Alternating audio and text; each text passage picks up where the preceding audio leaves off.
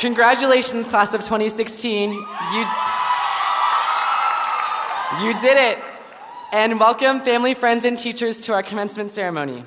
I apologize that we couldn't have our ceremony on campus. Another high school is using our football field this evening.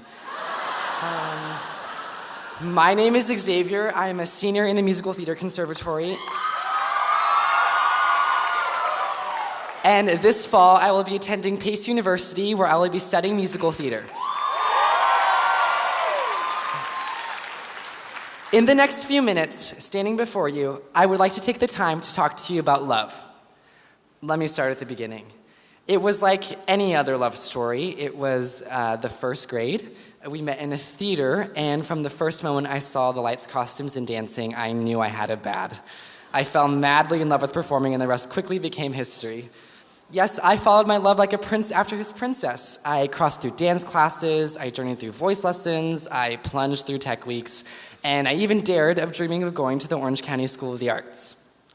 Before I continue my story, I want to ask if any of you have ever been in love. Raise your hand if you've ever been in love. Okay. Well, then you know that when you're in love, that person becomes the single most important thing in this whole entire world that matters, right? You have this tunnel vision mentality, and you will stop at nothing until you get what you want. Like any respectable prince in pursuit of his maiden, I had to get my parents' permission first. Hey mom, hey dad, can I audition for the Orange County School of the Arts? No, I was told no.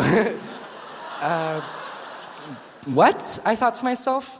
How could my parents tell me no? This wasn't just some silly crush I was chasing. This was the love of my life.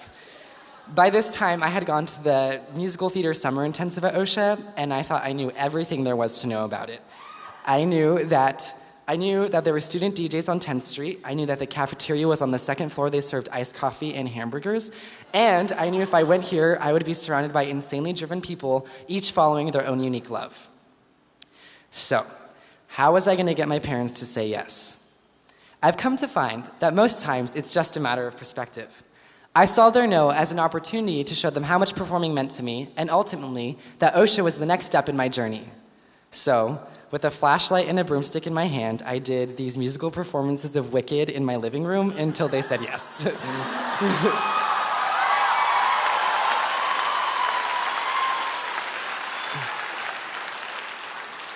We all came to OCSA on our first day, driven to chase what we loved. You came because you love to dance, and you came because you love to cook. You came because you love to design, and I came because I love theater.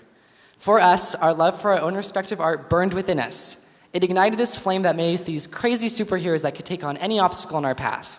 It was our passion that gave us the endurance for all those early mornings on the way to school.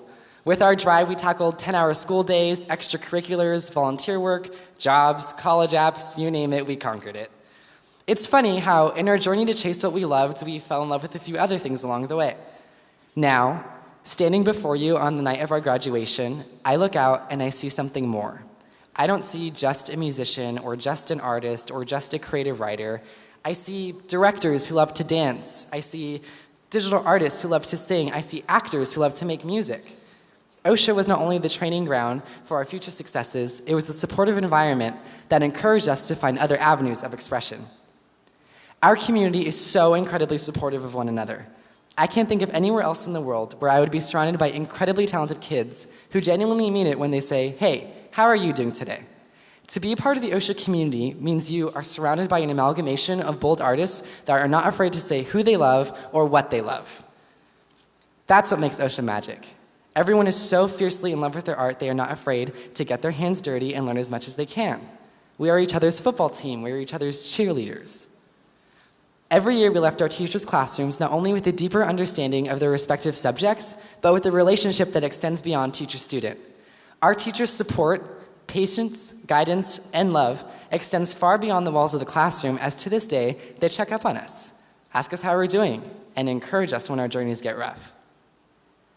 OCSA has also taught me another important lesson. You're going to need a thick coat of armor to protect you. Dragons and crocodile-filled moats are not the only obstacles out there, and since this is love we're talking about, rejection is somewhere on the horizon.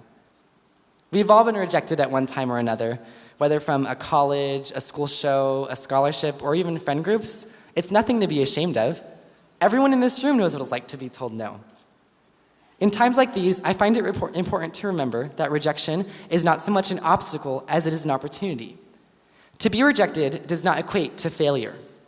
Rejection is simply a test to see if you're strong enough to get back up and try again. I love what I do, and I love who I love. Can rejection affect the way you love? Only if you let it. So, class of 2016, as you leave OCSA, as you venture off to follow your passion, I ask you, what will you chase? What will you stand up for in the face of rejection? I caution you to chase what you love and not to chase perfection. For unlike love, perfection does not sit in a tower waiting to be rescued. I encourage you to chase expression, chase creativity, chase friendship, chase family, chase art, chase love. Thank you.